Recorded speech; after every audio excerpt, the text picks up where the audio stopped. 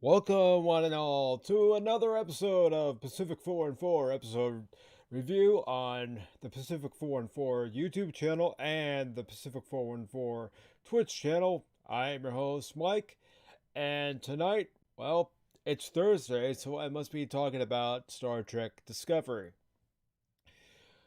In today's episode for Star Trek Discovery third season, that is, it was the ninth episode of the season. I was getting a little ahead of myself in my thoughts. But anyways, this episode was called Terra Firma, and the short and sweet of this episode, because if you haven't watched any of these episode reviews before, just know now I do end up giving spoilers. I do end up going all over the place in these reviews, giving you some information on what happened in the episode, but not all the information. But the short and sweet story of this episode was that it's a mirror universe episode. It is Discovery's second attempt at going to the mirror universe, and the one thing that's even noticeable in Discovery, just like it was in the original series and any of the mirror episodes that we got on Deep Space Nine, was that it the acting, well, it's definitely that typical evil mustache villain twirling type of acting. It's what you expect from not just Discovery, but from a mirror universe episode. You don't expect it to be the finest of acting. You expect them to just go over the top, and that's what you saw in this episode. And this episode basically continues talking about Giorgio and her health problems, and there's also information given that there was a Starfleet officer who came over to the Prime universe from the alternate universe. It's not directly referred to as the Kelvin timeline, but it's implied that it could be that this particular lieutenant commander, his name was Your, I mean, Yor. Why am I spelling your as in your traditional your when it was actually Yor? I don't know. Don't ask me. But anyways, he was a lieutenant commander in Starfleet in 2378.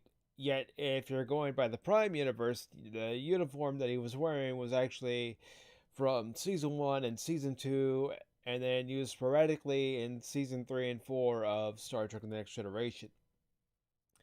But, anyways, he apparently crossed over not only time itself, but also dimensions, other universes, to wind up in what they're calling the Prime Universe in 2378. Again, if you go by that time frame, they were no longer wearing those particular uniforms. If it's the Prime Universe that we know, of the original series, Next Generation, Deep Space Nine, Voyager, and Enterprise, if it's that particular Prime Universe, by 2378, they were probably still wearing the first contact uniforms that were carried over to Deep Space Nine and subsequently seen in Voyager, in Voyager's later seasons. Granted, it wasn't worn by the crew of Voyager, but anytime there was a story involving,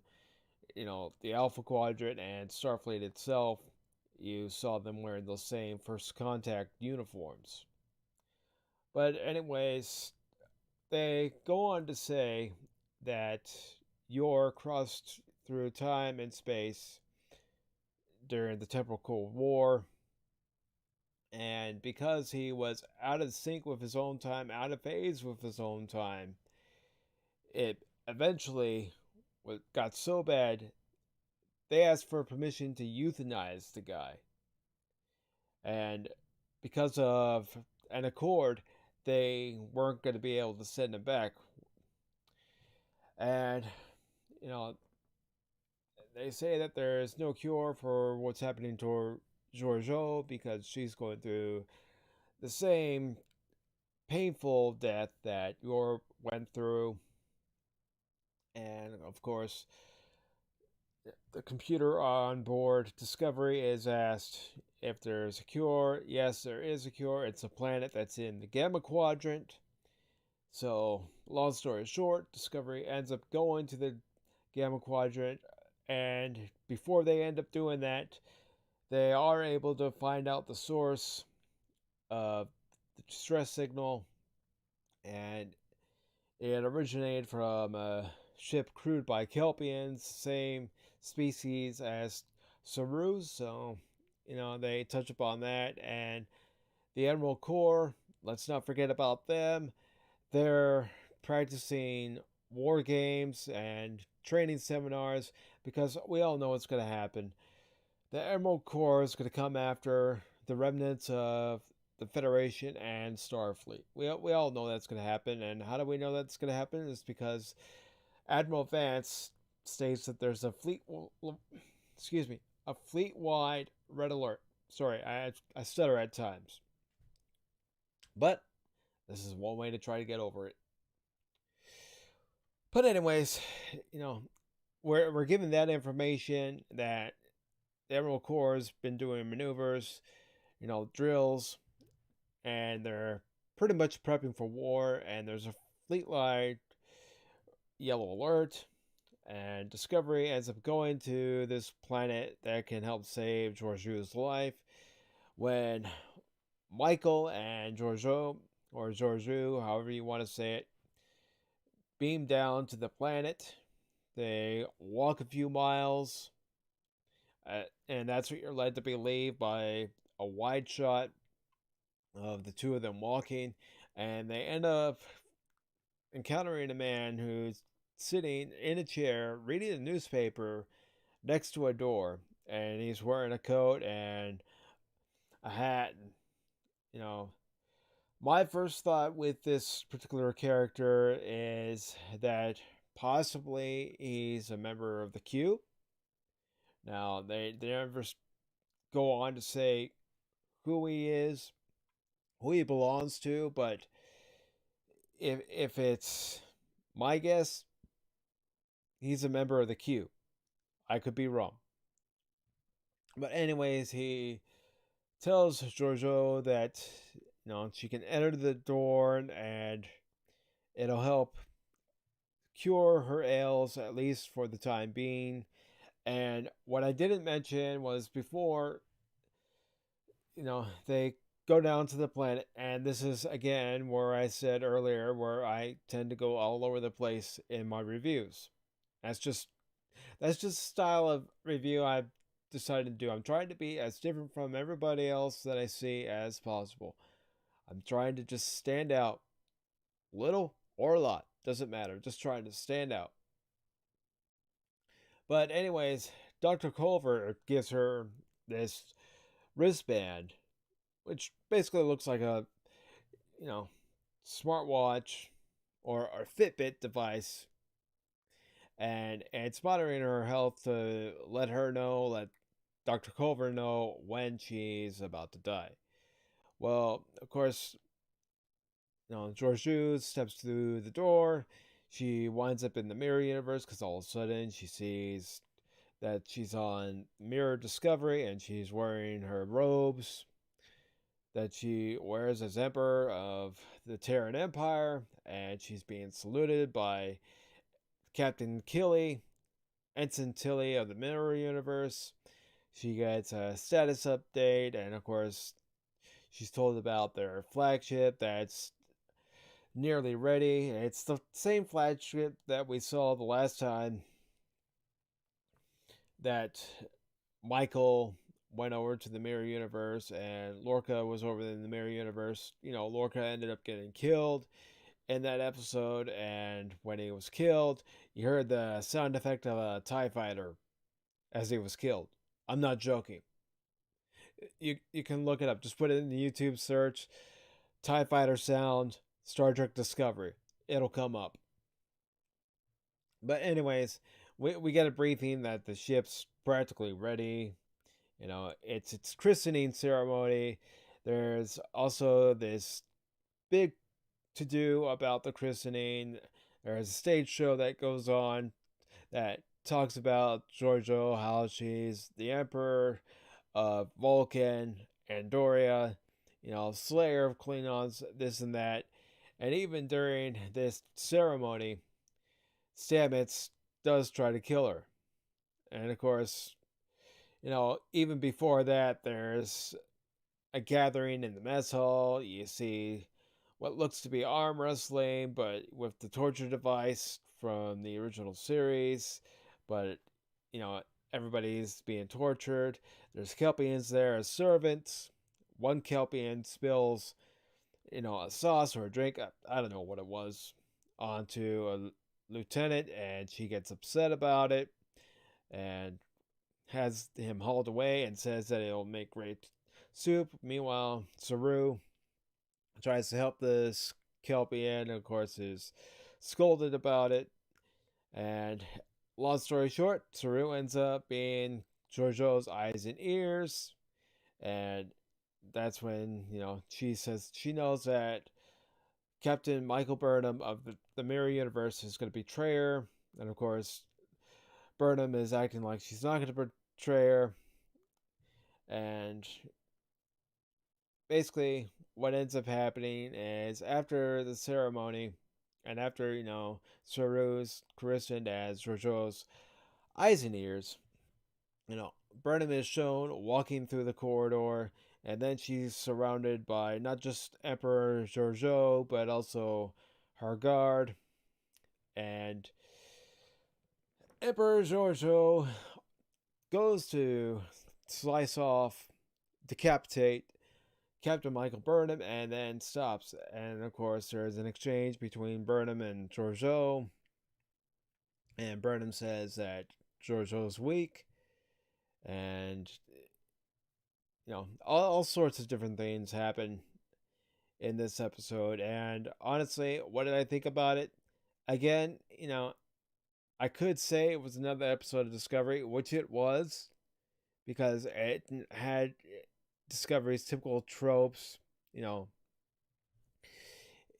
had Giorgio being completely unlikable, Michael Burnham trying to be the solution to everything, and even Giorgio calls her on that, which was actually nice to hear.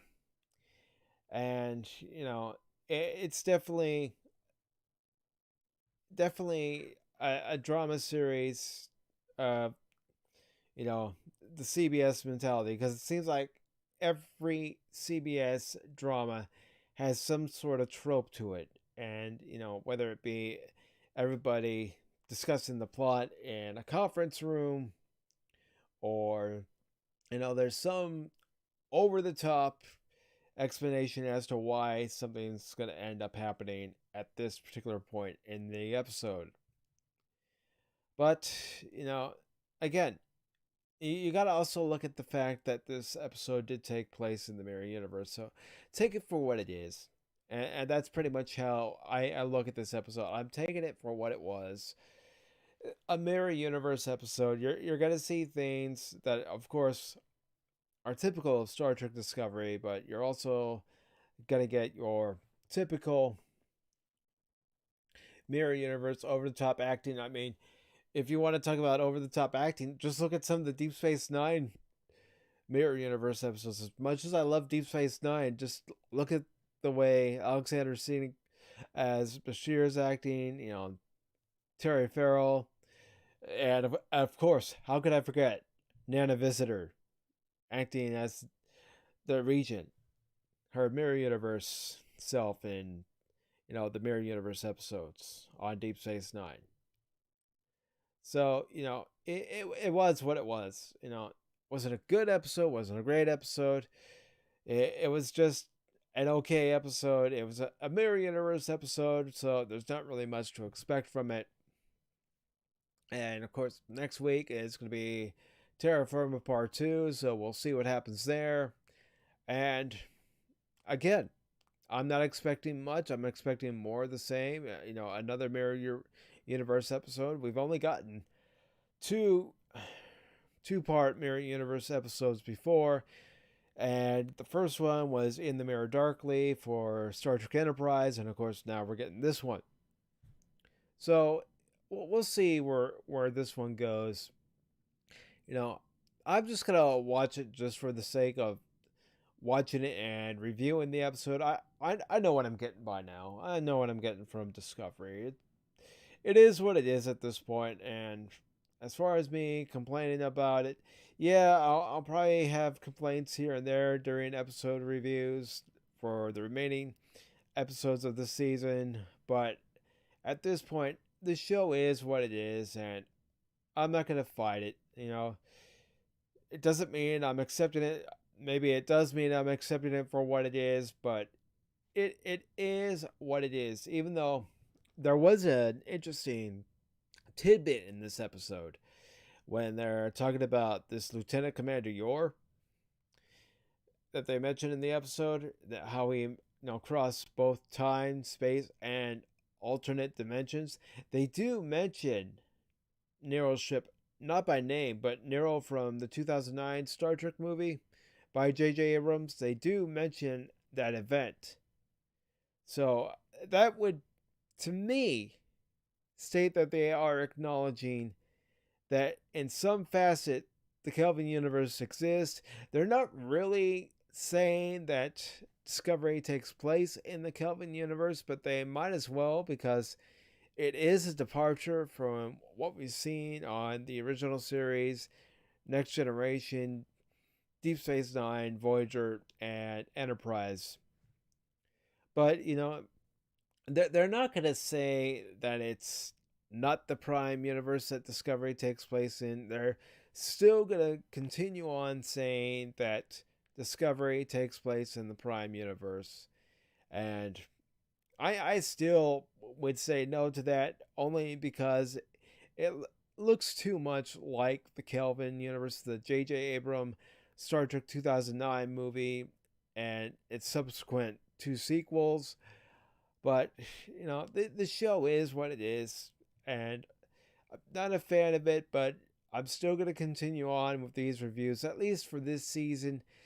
I've already decided, at least right now, and it could change, that for season 4, I'm probably not going to review it unless you guys want to hear my thoughts on it. But I've already decided that after this season, I'm not going to review this show anymore. I've already watched 3 seasons of Discovery. I don't know that I can watch a 4th, because at least by the 4th season of Next Gen, Deep Space Nine, I still think that it was finding its groove in its 2nd season. So can't really put it there, but the 4th season of Next Gen, Voyager, and even Enterprise were when the show started gaining traction. Unfortunately for Enterprise, it was canceled. But the show is what it is. This episode is what it is. A Mirror Universe episode. I don't expect much from these anymore. And it's just a chance for, the actors on the show to be over the top and be silly. And that's what it is. It's just silly. So that's pretty much it for this reaction review. And really don't have much more to say about it. So I'm going to go ahead and end this here. And I do want to let those who are watching on Twitch right now that I will be back at 9 o'clock for a live stream. I'll be streaming Konami's Contra collection. I'll be streaming the NES version of Contra. So if you want to come back at 9 o'clock for that, please do. The next time those of you on YouTube will see me, it will be again at 7 o'clock tomorrow night, when I give my review of Chapter 15 of The Mandalorian. So we'll see how Episode 7 of The Mandalorian winds up after tomorrow. And again, like I said, for this episode, it is what it is. And that's all I'm going to say about it. So, thank you all for watching. If you haven't done so already, let me just bring it up here real quick. Give me 1 second. If you haven't done so already, uh, I'll wait till after this, since I've already started. Yes, please watch and subscribe. Really appreciate it. But anyways, if you haven't done so already, please follow me on Facebook, Instagram, and Twitter. And give this video a thumbs up. If you're watching on Twitch, give this video a follow. If you're watching on YouTube, once again, subscribe to the Pacific 414 YouTube page. And until 9 o'clock tonight on Twitch, I will see you all later.